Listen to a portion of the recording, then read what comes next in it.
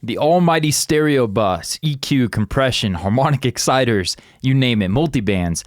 All these processors may have a place on your stereo bus, but I'm going to talk to you in this video about how sometimes less is more, sometimes maybe more is more. We'll take a look here in a second.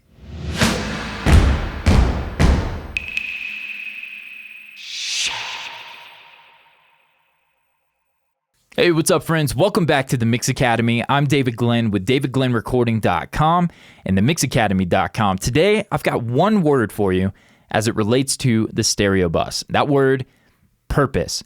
What in the heck is that compressor, that EQ, that multiband saturator, that multiband harmonic exciter, whatever you've got on your Stereobuss? What in the world is it doing and why? Is it serving a purpose? Did you put it there for a reason? Or did you just see someone on YouTube? I'm guilty of it. Look, I've done videos, a Stereobuss masterclass. You see guys like Tony Maserati and Dave Pensado, and they feature plugins on the Stereobuss. All of that could be great. Put them on, try it out. But remember that word, purpose. What is it serving for the song that you're mixing? Let me give you a little bit of a backstory, and then I'll shut up and get over with this 2-minute tip. About a year ago, about a year ago now, I got some tracks from a very talented artist, Ash Gale. Go check him out on YouTube, show him some love. You can download a couple of his songs in the multi-tracks in the link in the description below. But the tracks came to me, incredible resume tracks, by the way. I push up the mix in my template. My rough mix starts going, and I notice, man, I'm having to cut top out of the kick and the vocal and pull things out of the sub frequencies, and now my kick and my bass are like weird, and it just wasn't working. So ultimately, I can't remember if it was Joey Fernandez, my man Joey, hit me up and said, hey, try, not doing that and this and whatever on the Stereobuss, or if I just did it by myself. But either way, I nulled things out, took things off the Stereobuss, pushed back a new rough mix. Holy cow, the track sounded great. It still needed mixing, but it was more tweak this, tweak that a little bit, massage these, typical stuff, but it was not necessary to have two tape saturators on the Stereobuss and a bunch of multiband processing going on, doing things that I didn't even need it to, boosting top end with great plugins like the Clariphonic and Revival from Slate and all this stuff, but they weren't serving a purpose to that song. And so mostly with EQ, I would say, flatten that stuff out, man. Give it a shot without it, and then kind of tweak the taste with each individual mix that you're given.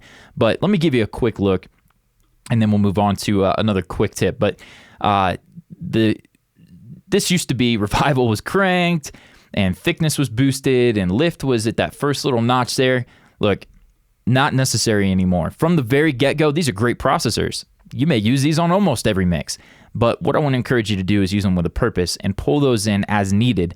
You can see there's nothing going on here except the virtual mix bus, which is a great plug, and then the trimmer pulling my gain staging back. A bus compressor. I chose to use it. I don't always use it anymore. Sometimes I hit it really hard. Sometimes I don't use one at all. But previous to a year ago, it was almost guaranteed that it was in, and almost from the beginning, I would dial it in, and then I'd always be... Look, you're going to paint yourself into paint yourself into a corner, put yourself in a corner, pin yourself in a corner, whatever the saying is, you get what I'm saying. A little bit of EQ on this one, little smiley face to give that pop thing, a little bit of lows, a little bit of top. This is not a preset. This is not in my template. This is just something I pulled in for this. The only other processor on is this curve bender, and there's nothing going on. If Softtube and UA have some stuff behind the scenes, maybe a little color or something, great, but nothing is happening from this processor here. In this particular mix. Now, I typically do go to the bottom and boost, half a click or two or three sometimes, a little bit at the top.